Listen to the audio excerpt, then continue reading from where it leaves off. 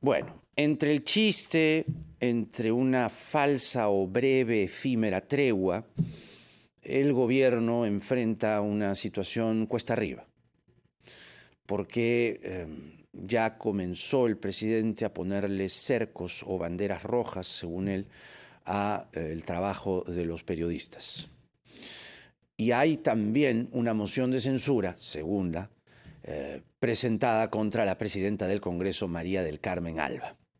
Está con nosotros Fernando Tincopa, que es politólogo del Centro Wiñaj. ¿Cómo estás, Fernando?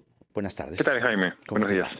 Bueno, primero, ¿qué significa en una lectura política a ras de campo que se presente esta segunda moción cuando la semana pasada veíamos abrazos, acercamientos entre la oposición y el gobierno, o por lo menos una buena parte del oficialismo, pegado con babas, pero oficialismo al fin y al cabo, y una oposición que también tiene vasos comunicantes con el Ejecutivo, como por ejemplo mantener a Silva, el transporte informal, la educación informal, y ahora esta propuesta de la colaboración eficaz y ponerle un hack. ¿Cuál es tu impresión? Yo creo que, en principio, algo que veíamos venir de esa tregua es que iba a tener un carácter temporal y coyuntural, en función a que iba a desplazar por un momento los temas más álgidos de polarización, como el de la vacancia, para encontrar algún tipo de puentes en los que, digamos, las intenciones de la mayoría de grupos parlamentarios puedan coincidir. En ese sentido, Perú Libre se acopló bastante bien, digamos, a estas intenciones, con este último grupo de reformas legales que tú señalas, como la colaboración eficaz, la reforma en la colaboración eficaz, incluso la reforma también a algunos aspectos de la ley de partidos respecto a la inscripción de los partidos políticos, en los que podían coincidir grandes intereses de la mayoría de los grupos parlamentarios. Sin embargo, me parece que esta última moción responde más al interés de un grupo, como por ejemplo el del ex ala dura de Perú Libre, que lidera Bermejo junto con Perú Democrático, y que ahora busca plantear más o menos una postura radical, aquella que se supone era la que defendía Perú Libre.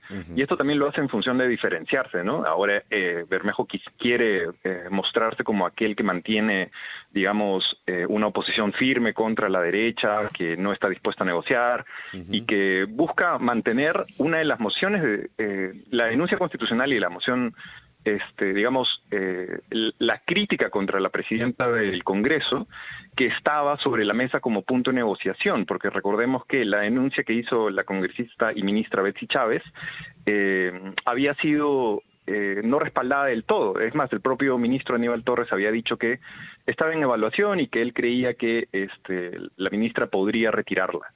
Esto como parte de la negociación, entendiéndolo. Entonces, seguramente vamos a ver más de estas cosas durante los próximos días y las próximas semanas. Y mientras un grupo, digamos, va a comenzar a buscar formas de negociación y de captar algún beneficio propio, algunos otros también van a buscar ese beneficio propio, pero a través de la polarización y de mantener niveles de crítica con los otros grupos parlamentarios. Claro. Y en la otra orilla, se estaba pidiendo al gobierno para justamente que el voto de confianza ocurra, ¿no?, que sean separados Condori, ¿no?, el ministro de Energía y Minas y otros ministros más. ¿Ves factible que en aras de llegar a un consenso, sobre todo en el caso de Condori, ¿no?, que es, y Silva, ¿no?, que es, digamos, estamos hablando de la vida de la gente, ¿no? Entonces, un ministro como Condori debería ser removido, o el Congreso realmente va a poner esa condición para darle el voto de confianza o no?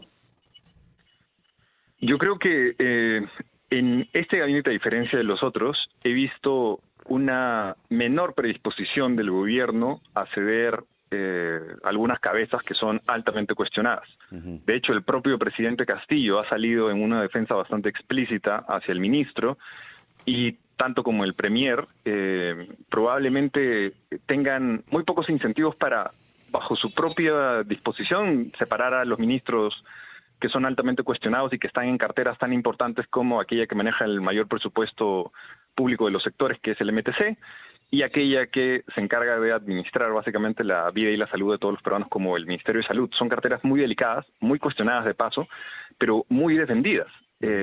Y esta defensa tiene quizás una explicación, y es que en gran parte, parte del grupo de los ministros que en apariencia son nombrados por Perú Libre o como cuota de Perú Libre, están siendo defendidos porque seguramente entra en los términos de una negociación razonable que Perú Libre conceda su voto a favor del gabinete solo y si le conservan dichas cabezas ministeriales. Entonces, hasta que no haya el voto de investidura para el gabinete, o le den la confianza, mejor dicho, no parece que el gobierno tenga muchos incentivos para tomar la decisión de separarlos. Y yo también lo veo un poco difícil, a menos que la presión mediática y la presión externa sea tan fuerte y los hechos que se destapen puedan cambiar en algo la agenda, yo no lo creería posible, digamos, en el corto plazo. ¿Qué cosa no creerías posible, perdón? Que se retiren en los ministros como una decisión autónoma del gobierno. Es decir, que el presidente salga y diga, sí, bueno, he reconsiderado mi decisión y vamos a sacarlos.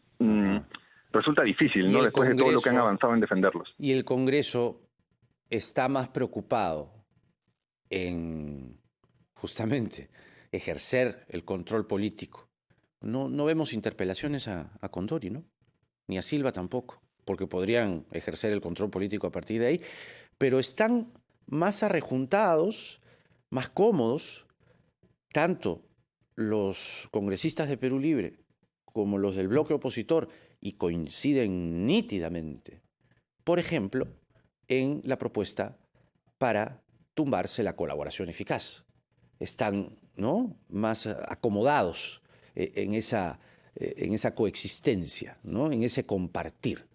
¿Esa es tu impresión? Es decir, ahí ya hay vasos comunicantes, como solemos decir, que harán que el voto de confianza simplemente sea un trámite regular cualquiera. Sí, yo creo que esta especie de tregua lo que hace es recomponer también mucho de la agenda en el corto plazo, es decir, los temas más importantes ahora pasan a ser estos que señalas. Si es que el Congreso tuviese que escoger entre priorizar la censura del ministro Silva o discutir la modificación de la figura de la colaboración eficaz, probablemente haría lo primero, porque de esa manera se asegura un poco que los términos de la negociación sean los que pactaron, es decir, tanto Perú Libre, APP, AP o todos los partidos que estén interesados y que voten a favor de una propuesta como esta, pues podrán expresar su intención en votos concretos y en una modificación que beneficie seguramente a sus propios intereses.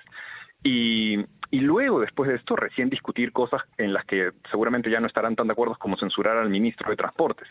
En ese sentido, resulta muy llamativo que, por ejemplo, la moción que está proponiendo la congresista Susel Paredes no haya sido tomada por absolutamente nadie y que, a pesar de que existen críticas relevantes para el ministro Silva, no exista la predisposición de los partidos a tocar ese tema ahora. Yo incluso me atrevería a decir que quizás este letargo sea algo que se vaya a discutir posterior a la cuestión de confianza del gabinete Torres. Es decir, ya la oposición había señalado que la estrategia anterior para el gabinete, por ejemplo, Vázquez y Bellido, era aceptar al premier, pero censurar a los ministros posteriormente. Y probablemente esa sea también la estrategia que ocurre en este caso, ¿no? Interesante, interesante. Ahora, entonces, ¿cuál es el horizonte para ti? ¿Vamos a tener esta mediocridad instalada ya en el gobierno sin posibilidad de que se reconduzca un liderazgo hacia meritocracia y cosas por el estilo? Es decir, tenemos que resignarnos a un presidente que solamente se dedica a sobrevivir políticamente, a no ser vacado, ¿no?, porque ese es su gran temor. Y ahora no solamente está asustado, cercado por el Congreso, ¿no?, digámoslo así, habiendo sintonizado muy bien con muchas cosas, sino que ahora contra la prensa, ¿no? Y ahora tampoco a la prensa le responde. Entonces manda policías a que cerquen a los periodistas. ¿Qué es Castillo hoy? Yo creo que es un presidente que intenta encontrar el camino y la experimentación juega mucho de su parte, porque en efecto es un gobierno que improvisa muchísimo, tiene errores que uno no entendería que incluso cometa, digamos, el político más inexperto, pero está mostrando señales que son interesantes de analizar, porque estas que tú dices, por ejemplo, la polarización con la prensa y otras, probablemente sean muchísimo más efectivas para resguardar su núcleo duro de popularidad que cualquier política pública que pueda implementar a favor de, digamos, la mayoría. Porque a este gobierno se le resulta muy difícil el camino de, digamos, los logros en gestión y en capacidad, pero puede resultarle muy fácil los logros en posturas de polarización y simbolismos específicos. Por ejemplo, resulta llamativo que en este nuevo gabinete Torres el presidente haya salido a cambiar un poco la figura que tenía con los medios. Ahora al menos responde un par de preguntas en cada intervención o viaje que hace, y también dice algunas cosas que son importantes de ver. Por ejemplo, su intención de utilizar el tema de la delincuencia para ponerlo en agenda pública y polarizar a partir de esto, que coincide con los más grandes intereses y temores de la población. La población tiene como punto número 1, según las últimas encuestas, el tema de la delincuencia como preocupación máxima. Y el presidente parece estar queriendo encajar con eso. De la misma manera que polarizar con la prensa es, para su grupo duro de votantes y para, digamos, un gran sector de la izquierda o aquella población que vota en función al rechazo del establishment, es un factor que sirve porque, digamos, deslegitimar a los medios de comunicación es aprobado por un sector de la población con el que él podría encajar. Su discurso puede estar siendo rebotado y en ese sentido guardarle algunos puntos de popularidad.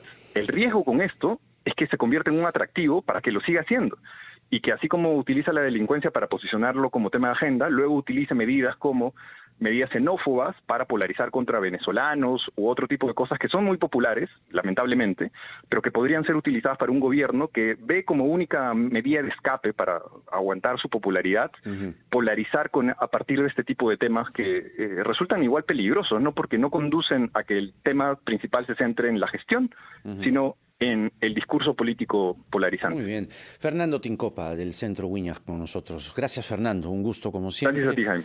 Por tus comentarios y análisis de la situación política actual. Tenemos que escuchar a los anunciantes de RPP y luego continuamos con más aquí en La Rotativa del Aire.